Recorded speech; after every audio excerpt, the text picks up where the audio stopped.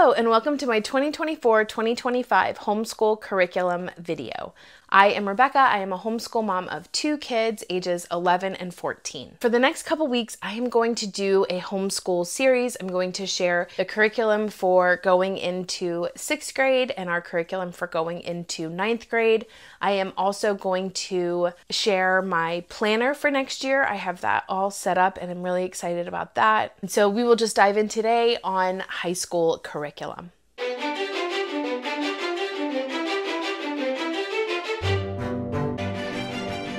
For planning high school, one of the things to note is that in our state of Pennsylvania, 7th and 8th graders can take classes that could be high school credit, but you can take them in 7th and 8th grade. We made sure that any classes that we could take in 7th and 8th grade, we got those knocked out. The first thing that I've done is written course descriptions for any of the high school level credit courses. So if through her evaluation we could say this is actually a high school level course, I have gone ahead and started to write course descriptions in that. And I used a book that I found in the library. This is by Lee Binns. This is the first one that I've checked out. I am going to check out more.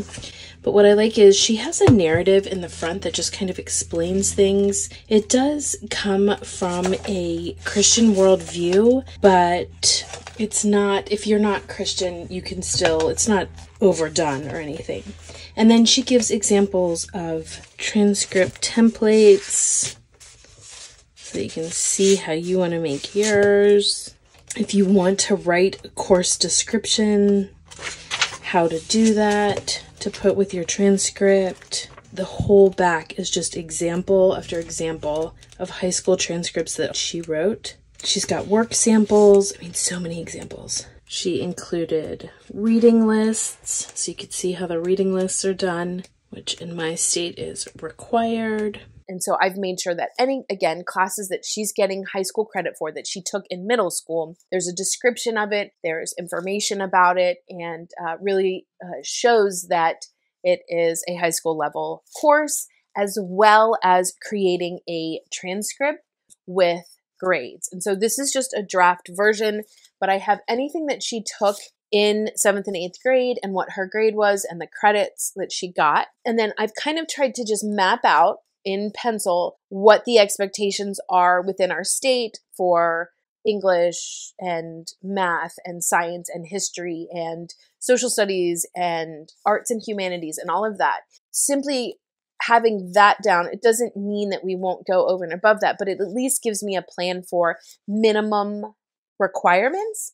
And then I've really kind of honed in, since we're in 9th grade, honed in on 9th grade, what classes that she'll be taking and what the credit look like so that I can see kind of how the credits break out. And so at the bottom, I have Post-it notes for each of the main subjects to show how many credits we are required, how many credits I'm already kind of expecting to get based on our curriculum choices. Because for instance, the Good and the Beautiful Language Arts is actually a 2-credit high school course. It is 1 credit of language arts, half a credit of arts and humanities, and half a credit of social studies with that geography content. And so I've just wanted to make sure that, again, I'm planning this out. And so I'm sitting down, looking through our curriculum choices and figuring out, okay, how many credits will we get? How many more credits will we need? What are my oldest interests? And trying to match all of that up with what it is that she did in 7th and 8th grade and what it is that we're going to do in 9th grade. So once I have this kind of general map of what high school will look like, I then have created a 9th grade. Here are the subjects that we are going to be doing, and then the curricula choices for those subjects. And then in the margin, I've written how many credits for high school that would be. If you have any questions about the choices that I made or where I found them, I'm hoping to have all of that in the description box below, but feel free to leave me a comment below. Something that I started to do this year was to take my kids out and just have a special time, just me and one of my children at a time, to go over what the curriculum choices are for the year. And again, to kind of plan out, this is what we're thinking for this year, this is what we're thinking for the next few years, and make sure that I'm not just making the choices and the decisions, but having input from them and having them be excited or to share with me, hey, I'm not into this as much, and thinking through how creative can we be with this. So what I did with my oldest was we went to a coffee shop. I brought as much of her curriculum as I could carry in the bag so that she could flip through it and we could talk about it. And then after that, we went to a plant nursery because one of her passions is science, and within that botany. And so we decided to go ahead and visit a new plant nursery that we haven't been to and explore that together and just have a relaxing day. To start, I'm going to share our math choice, which is Math UC. It has always been Math UC. We started at the primer level, which is pre-K, and we have used it from the beginning. It is, as I've mentioned before, not the most glamorous math curriculum, which I think some people gravitate towards other choices because of that. But I really like the mastery level that this curriculum provides, which is really making sure that the student understands the foundations of what it is that they're learning, and then it builds upon that. We have the DVD. This is the instructions, and it has Mr. Demi teaching each unit. And then we have the instruction book, which honestly, at this point, sometimes we go into the teacher manual part of it, but for the most part, we use this for the answer key. It will have tests, which we have not done tests historically with this, but because this is now a high school credit course with grades and to go along with the transcript, my daughter and I have agreed that tests will be a part of this year's curriculum. So we are set to do geometry using Math UC. Next, we have language arts, which this year, if I held it all up, it is a beast. We are doing the Good and the Beautiful high school language arts level 1. And so I'm actually going to have a separate video on how we organize this curricula because it really is, it's a lot. And I think part of the learning curve is how does it all fit in and how do we want to organize it? But with this course, you get 1 high school credit of English, and then you get 1/2 credit of geography and 1/2 credit of art instruction and appreciation. And so it's actually a 2-credit course. Basically, it comes with 10 unit studies. It lets you know that if you do your traditional 5-day-a-week school week, it should take you about 12 days to finish one of these units. And so it moves through pretty fast. So you've got the 10 different notebooks. You also have the grammar and writing guide. This has grammar rules, it has punctuation usages, it has ways for you to look up certain writing requirements, all of that. And so this comes with the course. Within those unit studies, there are requirements for reading books as well. And so this, when you buy the package, these come with that. So we've got John Greenleaf Whittier. This is a biography of him. We have Into the Unknown, which is the Arctic explorers that Matthew Henson was part of. We have Patterns on the Wall by Elizabeth Yates. The founder of The Good and the Beautiful loves Elizabeth Yates. We have Just David by Eleanor Porter, who wrote Pollyanna and the sequels and some other works. We have that one. And then we have Up from Slavery by Booker T. Washington, which I am happy to see included in this curriculum. And so throughout the 10-unit completion, it leads you through read this many chapters. And so you know for Unit 1, you have to read, I think it starts with Just David. You have to read a certain number of chapters, and then I think the second unit booklet is the rest of this book. And so throughout the year, it leads you through the books, and it asks you to additionally read 3 books. And so she's got more Eleanor Porter choices, which is like Pollyanna. She's got Elizabeth Yates, because she loves Elizabeth Yates. And then there's a biography or autobiography choice. So for that part, I actually chose The Hiding Place by Corrie ten Boom. That is on this list. I have decided to go outside of the guidance to do Eleanor H. Porter or Elizabeth Yates. And we are, probably both of us are going to read The Prince and the Pauper. I actually have a Brave Writer boomerang that goes along with this that we have not yet gotten to. And I would like to incorporate the boomerang only in getting insight and some explanation of literary techniques, not necessarily the copy work and the dictation and the spelling and grammar and all of that. I just would like some additional background on this as we read it together. It's really neat. It says Samuel L. Clemens, but anyway, I'm going to leave her third choice up to her to decide and kind of come to me and say this is the book that she wants to read for that. And additionally, again, it's a beast. We are going to make her English course an honors course for the good and the beautiful. That requirement is she incorporates one book study. We are going to read Little Men, and by we, I'm probably going to reread it. I actually like Little Men better than Little Women. And so we're going to do that book study. I have already told her my beautiful copy. If we're reading it together, I'm getting one from the library so that this one can just stay lovely on my shelf. We've already done the book studies that The Good and the Beautiful has for 8th grade. So we're kind of familiar with how it works.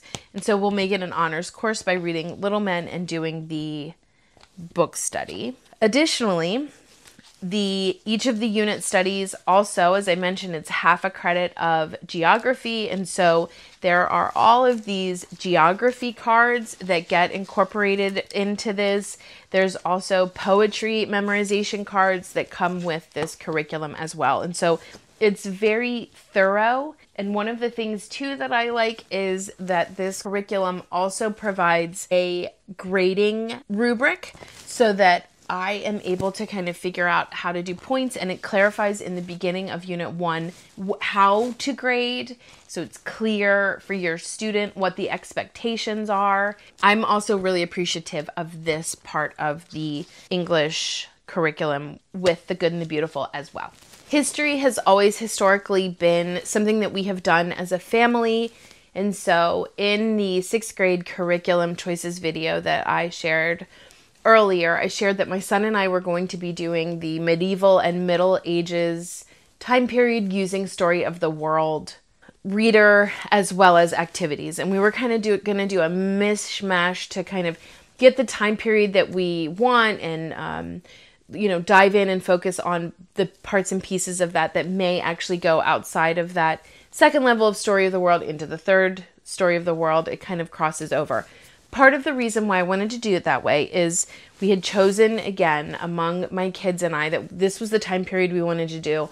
And I really had to search pretty detailed to find a high school level Middle Ages and medieval course. And I found it, and I'm so excited about it. It is the Medieval History, which is a literature approach for senior high.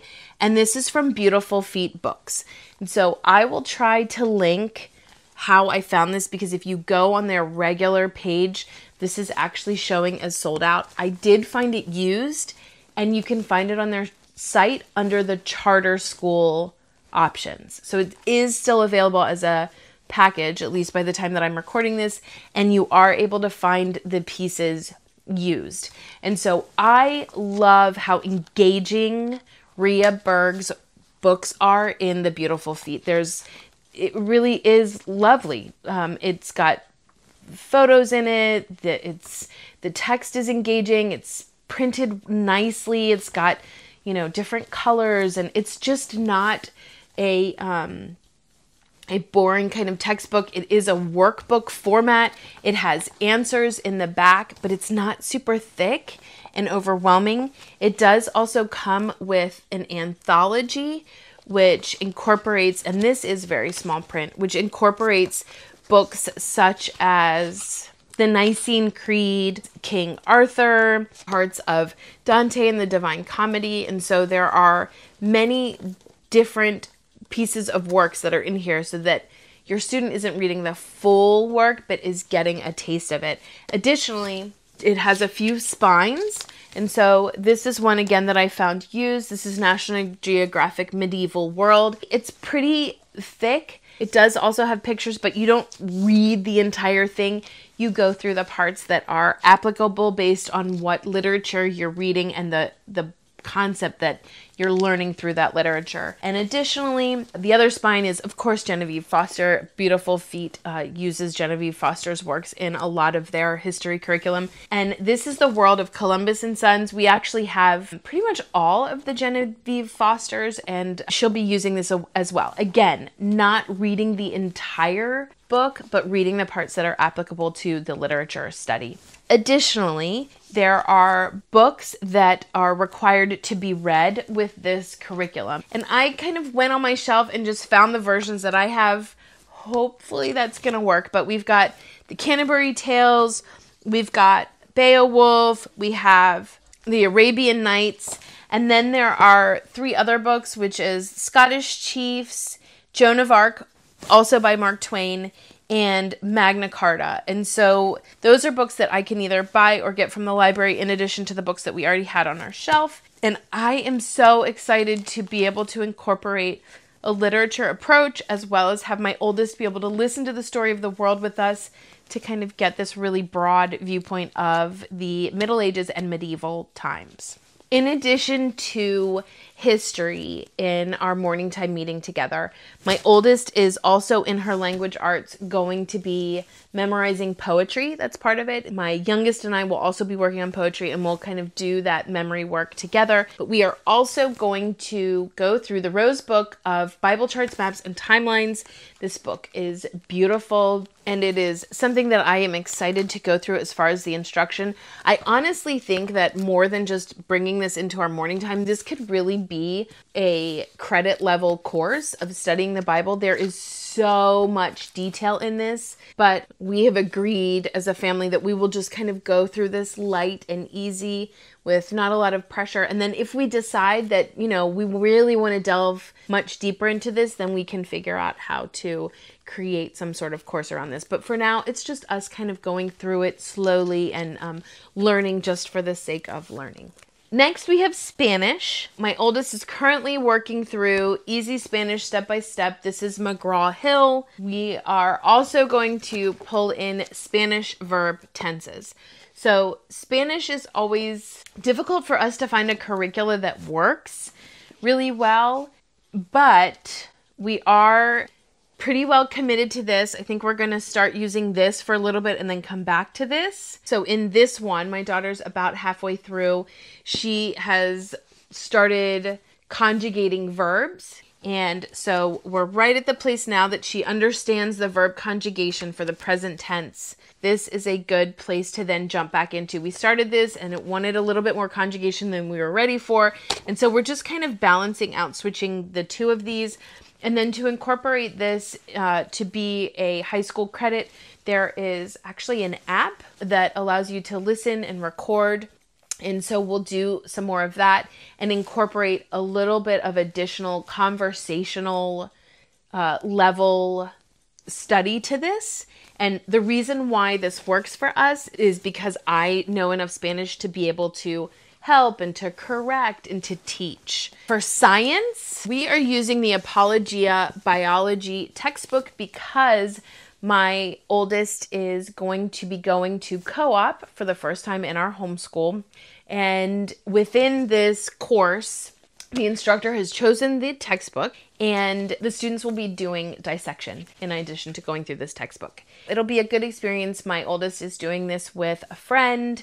We're excited about this. It's different. I don't know if I ever really thought through whether we were going to do a co-op. I did know that I wanted to wait until my kids were in high school to do a co-op. I think doing biology with dissection is a really great first step into that. If anyone has any advice on that or cautionary tales or any of that, please feel free to leave that in the comments below. Thanks so much for watching, and until next time.